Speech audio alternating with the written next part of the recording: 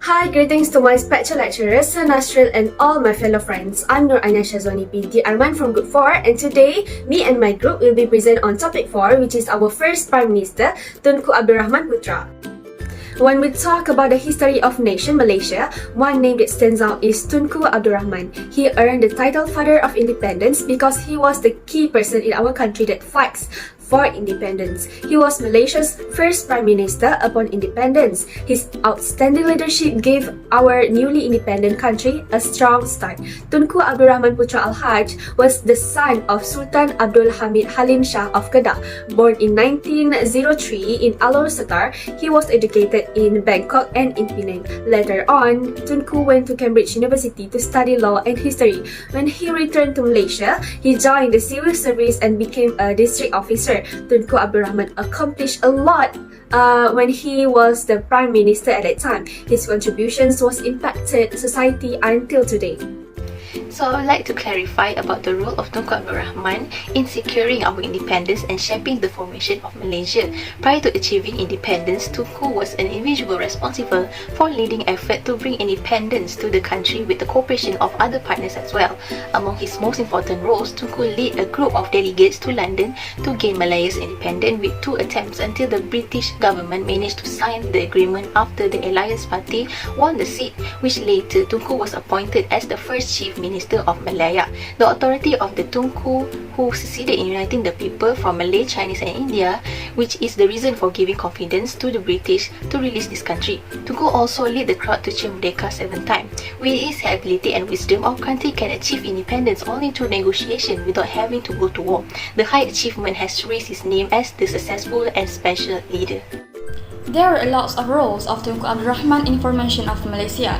Firstly, Tunku relented in his opposition to the merger with mostly Chinese Singapore only after British assurance that Brunei, Sarawak and North Borneo could join Malaysia. At first, many opposed the suggestion from Tunku. Tunku's momentous pronouncement on the potential of bringing the Federation of Malaya was critical to the success of the plan. Next, Tunku proposed the formation of a Malfil-Indo Super Federation, which would include Malaysia, the Philippines and Indonesia, but they were not completely satisfied. A series of difficult discussions happened after Tunku's announcement in 1961. Also, Tunku granted Singapore as well as North Borneo and Sarawak special powers. The result of that, Federation of Malaysia was born. Last but not least, pressured under political situation in 1965, Tunku made the difficult decision to withdraw Singapore from the Federation as he thought it was the right decision. The communist insurgency in Malaysia happened a long time ago and started in 1948. The word insurgency here means a condition of revolt against a government that is less than an organized revolution and that is not recognized as belligerency. In this video, we will describe the communist insurgency in Malaysia. First, the background of communist insurgency started when the MCP attempted to overthrow the Federation of Malayan during the first Malayan emergency 1948 until 1960. Later, Deng made a pledge to Jinping that China would support the MCP and provide $100,000 for the second Malaya insurgency. Second, the early offensive of communist insurgency happened on June 1, 1968. In that time, the Central Command of the MCP issued a directive entitled "Hold High the Great Red Banner of Armed Struggle and Valiantly March Forward." Third, there are a lot of bad impact that Malaysia is facing by communist insurgency. One of those is that many Malaysians were killed due to the communist insurgency and some of them were wounded heavily. Fourth, the way the government ended communist insurgency is by doing peace agreement and that involved our government, MCP and Thailand government.